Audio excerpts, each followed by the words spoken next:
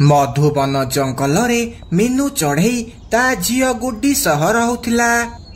मीनू चढ़ई काठ बिकी ता घर चलाउथिला।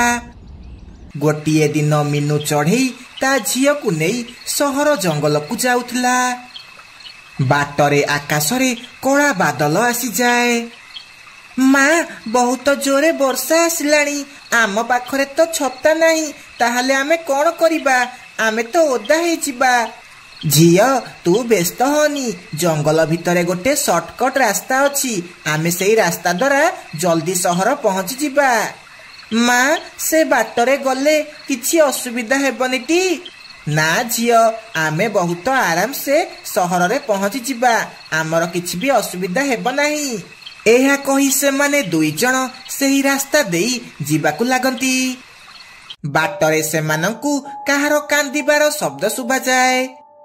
मो पिला माने ए कुओ भितरे पड़ी जाइछंती, किए कोउठी अछ सेमानंकु बाहर कर, मो पिला मानंकु बंचाओ। एहा सुनी से माँ झियो सेठाकु जाती। कौन हैला भौणी, काहेकि कांदुच? मो पिला ए कुओ भितरे पड़ी जाइछंती, मो हाथ भांगी जाइछि, मु सेमानंकु बाहर करि परिबिनी, दया कर मो उपरे, मो पिला मानंकु बाहर करि दियो। एहा सुनी मीनू कुओ को अनेकी देखे। से देखे ता भितरे दुईटी चढ़ई छुआ पड़ी जाइछंती, आउ सेमाने जोरे जोरे कांदुछंती। चिंता करनी भौणी, मु एबे सेमानंकु बाहर कर देबी। एहा कही मीनू कुओ भितर को डेई पड़े। आउ से जेमिति सेमानंकु बाहर करिबाकु जाइछि, से दुई जन पिला निज असल रूप को आसी जांती, आउ मीनू को धरी पकांती। अरे बा माँ, ए चढ़ई तो बहुत मोटा हेछि, याकु खाइबाकु आउ ता रक्त पीबाकु बहुत मजा आसीबो। हे भगवान, ये मु कोउठी फसी गली? ए दुई जन तो भूत पिला, एबे मु कौन करिबी? मते छाड़ी दियो, मते छाड़ी दियो, मते जीवाकु दियो। से चढ़ई पिलांक माँ भी निज असल रूप को आसे हेरी।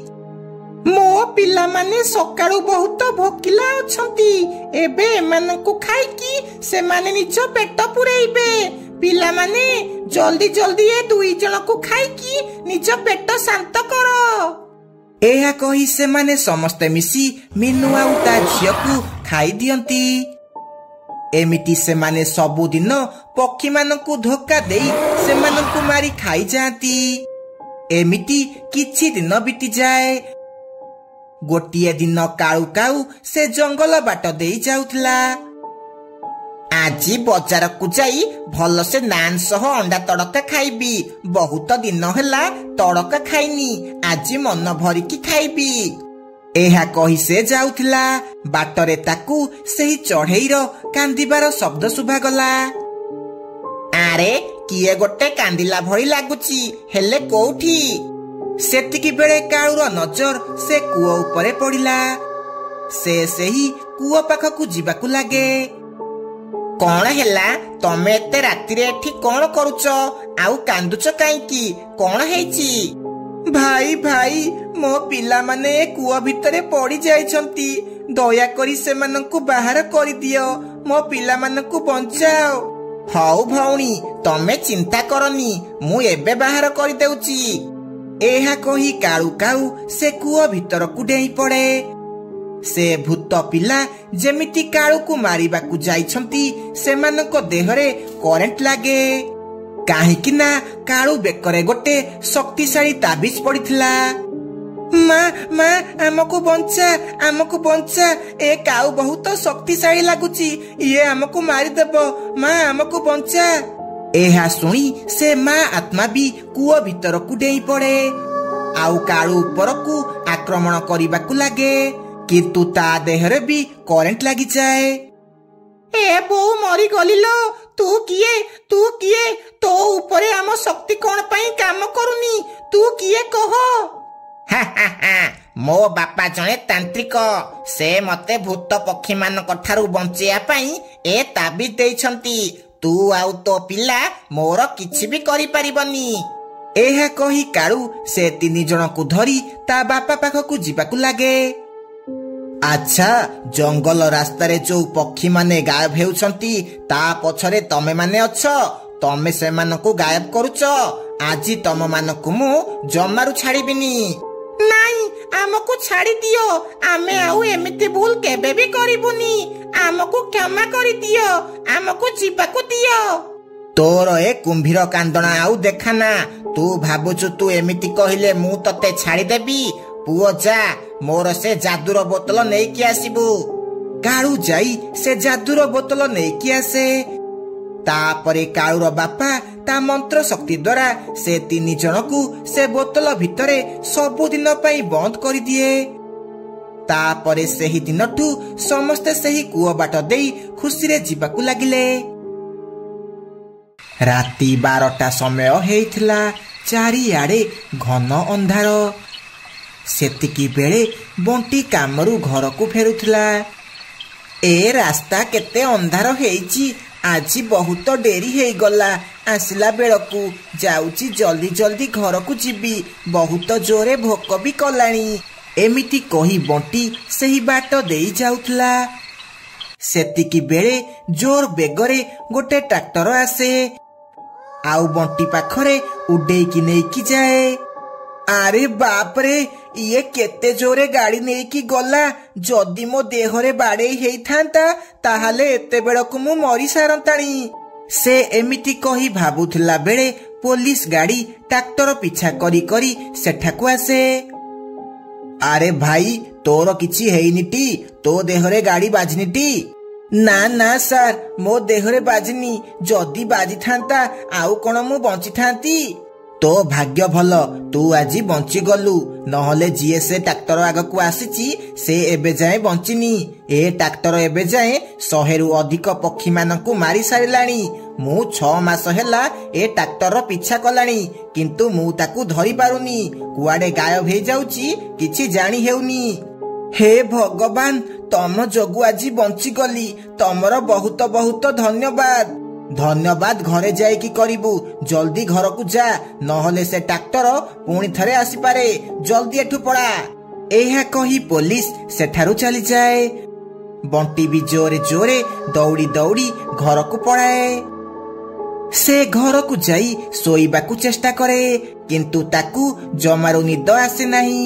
ତା ଆଖି ଆଗରେ ସେ ଟ୍ରାକ୍ଟର କଥା ଖାଲି ଆସେ। ଆରେ, ସେ ଟ୍ରାକ୍ଟର ତ ମୋ ଆଗରେ ପୁରା ଥିଲା, କିନ୍ତୁ ସେ ମୋ ଦେହରେ ବାଡେଇଲାନି କାହିଁକି? ସେ ସାଇଡ କରିକି କାହିଁକି ନେଲା? ସେ ପୋଲିସ ବାଲା ତ କହୁଥିଲା ତା ଆଗକୁ ଯିଏ ବି ଆସେ ସେ ତାକୁ ମାରିଦିଏ।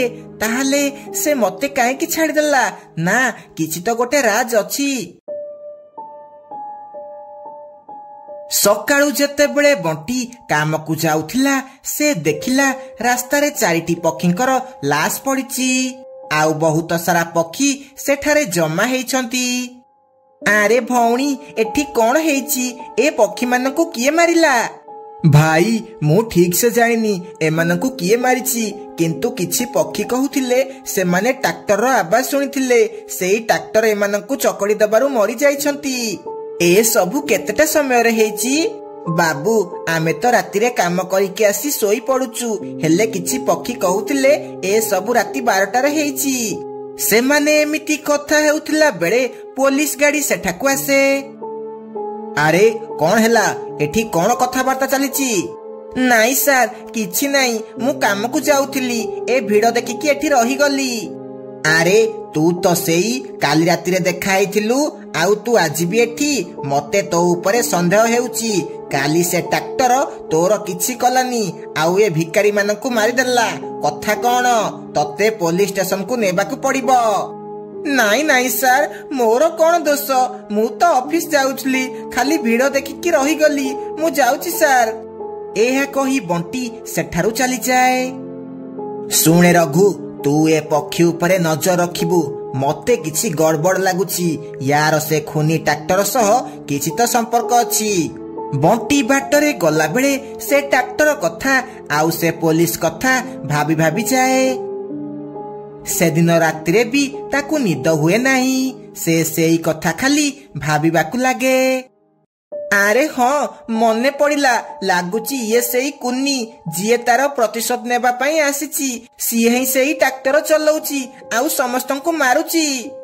ଏହା କହି ବଣ୍ଟି ରାତି 12ଟା ଯେମିତି ହେଲା ସେଇ ରୋଡ ପାଖକୁ ଯିବାକୁ ଲାଗେ। ଆଉ ସେଠାକୁ ଯାଇ ରୋଡ ମଝିରେ ଠିଆ ହେଲା। ସେତିକି ବେଳେ ସେହି ଟ୍ରାକ୍ଟର ସେଠାକୁ ଆସିବାକୁ ଲାଗିଲା। ସେ ବଣ୍ଟିକୁ ଦେଖି ଜୋରେ ଜୋରେ ହର୍ନ ମାରିବାକୁ ଲାଗିଲା, କିନ୍ତୁ ବଣ୍ଟି ମଝିରୁ ହଟିଲା ନାହିଁ।